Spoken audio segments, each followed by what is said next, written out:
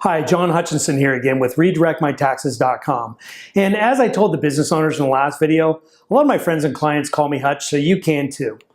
So welcome back to the video on strategies for individuals. Before we go there, I just want to remind you of the opportunity and vision to be holding throughout these videos.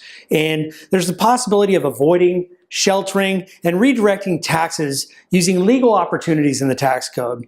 And by doing so, you can compile substantial reserves to solidify not only your own retirement, but also your family estate plan as well.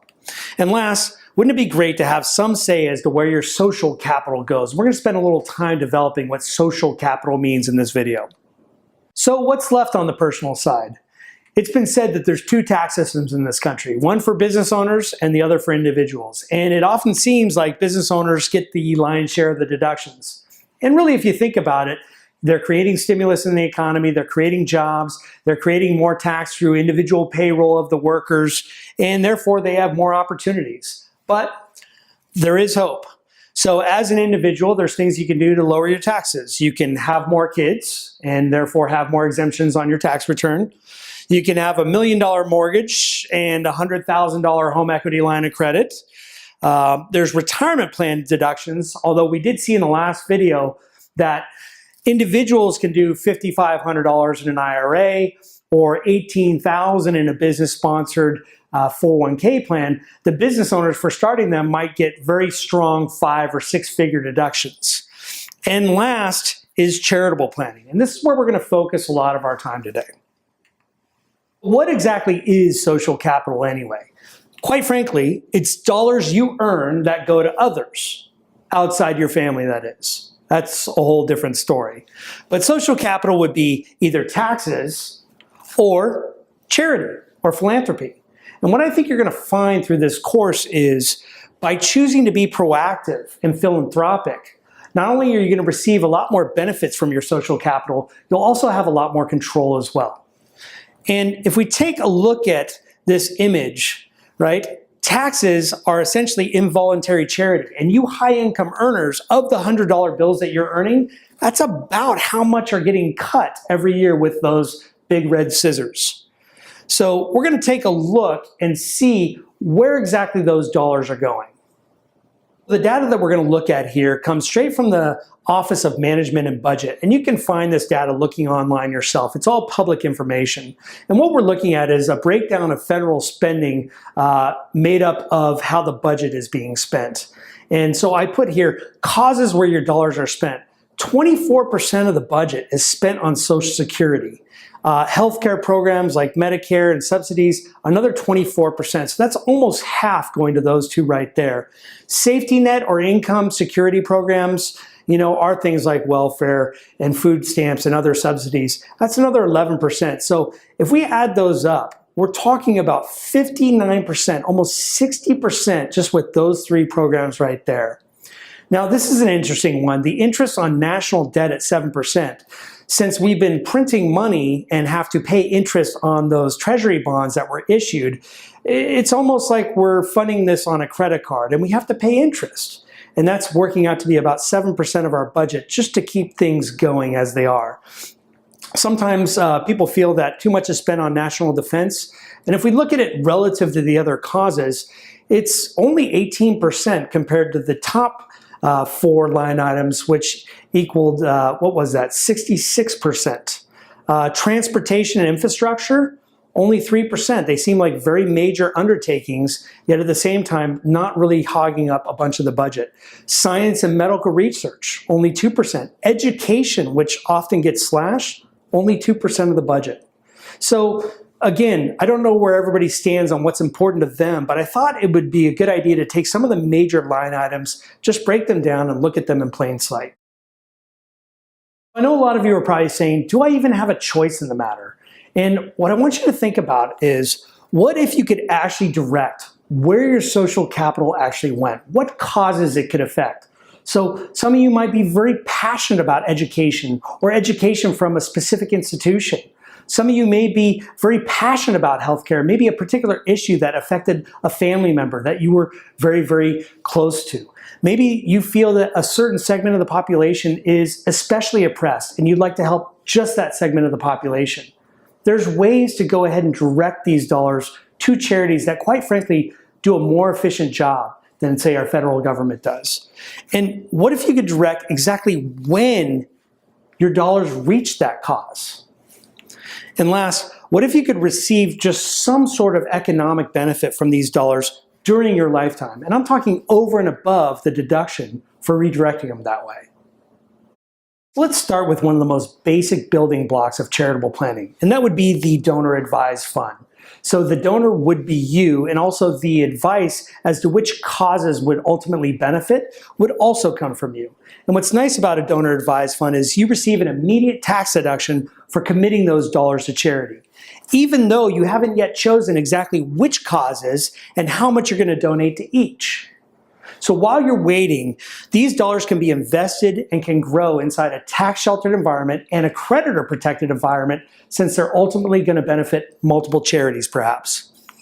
And last, this is a great tool to help foster family values and pass on that stewardship of money concept to your heirs, because you can set it up in such a way to where even after you're gone, they can continue to give the advice as to which charities this fund will ultimately affect. Let's talk about some of the soft benefits of redirecting dollars towards charitable programs. First and foremost, you're going to be making a difference on something that you care about instead of having no idea where your money actually went. Second of all, there's going to be goodwill in the community, and you're going to be able to network and meet other like-minded successful individuals. Also, you're going to be fostering values amongst other family members, getting them involved, teaching them the value of giving back to the community. And last, all this is going to take place in an asset-protected environment since the charity is involved. So let's focus right now on a particular subset of charitable strategies known as charitable split interest programs. And what I want you to know is there's a lot of different initials and variations of this. And before we get into the mechanics of how that works, let's focus first on who they're ideal for. So individuals who want really high contribution limits, people that are already maxing out their 401k plan and it barely takes a dent into their tax liability, this would be great for.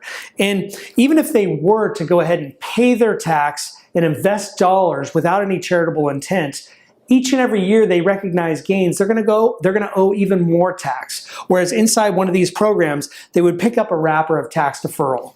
And it's important to note that this is only suitable for those who already have sufficient liquidity to support their current needs. With one variation of the charitable split interest programs, instead of donating a large lump sum to a particular charity now, what you can do is deposit a lump sum into a split interest trust. And by split interest, it means two parties have an interest in it. You have an interest while you're living. You get to enjoy benefits of the trust and the growth while you're alive. And the charity gets a promise of what's left after you pass away. Let's explore the economic benefits of giving this promised bequest. Remember, you're not giving away the money now to charity. You're promising it to them later, after your death or after the death of you and your spouse. So by doing so, it creates an immediate deduction now that you can use in the year where you make the donation or up to a 5-year carry forward. There are certain income limitations, but they're quite generous. Also, the donated asset avoids capital gains tax. So this is the best way to really get a double whammy. So if you have stock or real estate where you paid very little for and now it's worth a lot, not only do you avoid paying capital gains tax on the donated asset, but you get an additional deduction for donating that asset.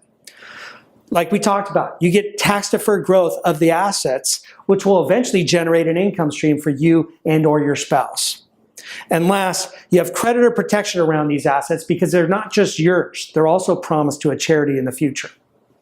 Right now, we're going to take a look at a very generic example using a highly appreciated asset. And before we see how powerful the strategy can be, we're first going to take a look at what would happen if you were to do nothing at all and just sell the asset outright without any charitable intent.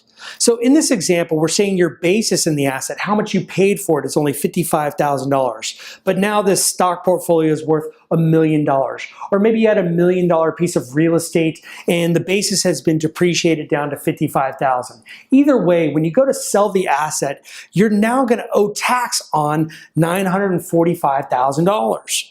So What's left to invest will be somewhere between, call it $570,000 or $720,000 after you pay tax. And it of course depends on exactly what type of taxes you're paying, depreciation recapture, long-term capital gains, short-term capital gains. But as you can see, a lot of your $1 million has been eroded. And the annual investment growth on that 570 to 720 will be subject to tax every year and creditors as you go. Now, let's look at donating the same highly appreciated asset into one of these charitable split interest programs instead. So we're going to take the exact same asset, exact same basis. Now, you're going to donate it to the charitable entity, and it's going to sell and reinvest the full $1 million into the split interest program. So it's the full $1 million because a charity is a tax-exempt entity, so they don't need to pay the capital gains tax. And it's important to note that it's split interest because you get to reap some of the benefits of this $1 million while you're alive. So there's no tax due, and you also get a very large six-figure deduction to offset other taxable income. So not only did you avoid the capital gains tax on this $1 million, but you also get a separate tax deduction that you can use to wash away some of the tax you'd have to pay on other income sources. And last, your annual investment growth is not subject to tax and creditors while it's in there growing. And when you are ready to turn on the spigot and take some income, it will get taxed similar to how a retirement plan works, right? As you take it out. The only key difference is instead of everything being taxed at ordinary income, the taxes that come out get taxed in character. So depending on what you're invested in, it could be maybe taxed at a more favorable dividend rate or long-term capital gains rate, or maybe some of the investments inside the trust are indeed tax-free. What's often done with a portion of these tax savings is it's used to buy life insurance, either on your own life or a joint life policy that'll pay upon the second death of both you and your spouse. And that way it creates an immediate tax-free pool of cash to make your heirs whole again. This tax-free cash can also be used to equalize illiquid estates. So maybe there's a family business or a piece of property that one heir is involved in and the other heir has no interest in. Well, you can use the cash from the wealth replacement trust to go ahead and make things fair, but not necessarily equal.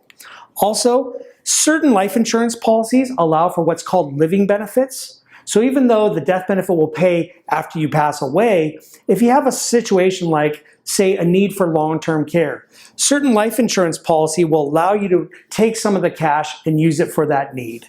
And last, if structured properly, all this will take place outside of your estate tax calculation.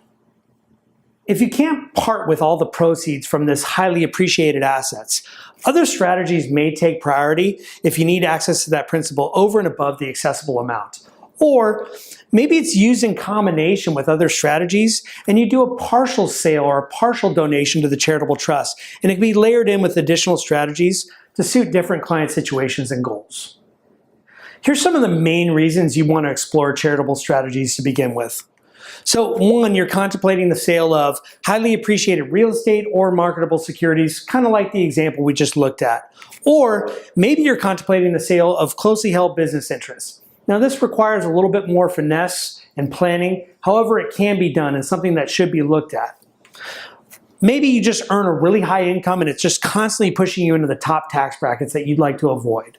Or you're considering a Roth conversion, but as soon as you make that conversion, it's going to trigger immediate income tax on however much you convert. Here are the key takeaways I want you to remember from this video. One is, philanthropic planning is really the last house on the block for high net worth individuals.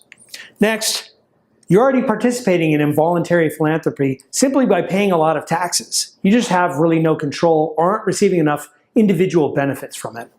And by structuring your ongoing donations, you do receive those additional benefits that you can enjoy during your lifetime. And last, your family receives all those soft benefits in addition to the tax savings. There is a homework worksheet available below that will help us to figure out which strategy or combination of strategies will work best for your situation. And what would be helpful to know is what causes you really care about and which ones you're already making regular donations to. Also, if you could itemize what income you have, the type of income it is, as well as whatever assets you also have on the board so that we can start to layer in different complementary strategies that work well with one another. Also, if you could project for us any expected spikes in income over the next 6 years, either from raises or sale of property or stock options, that would help us with the timing of this whole thing. And last, what after-tax retirement income number do you want in today's dollars? So think of how much it takes for you to live on after tax, and that'll help us to project what sorts of planning we need to do today for you.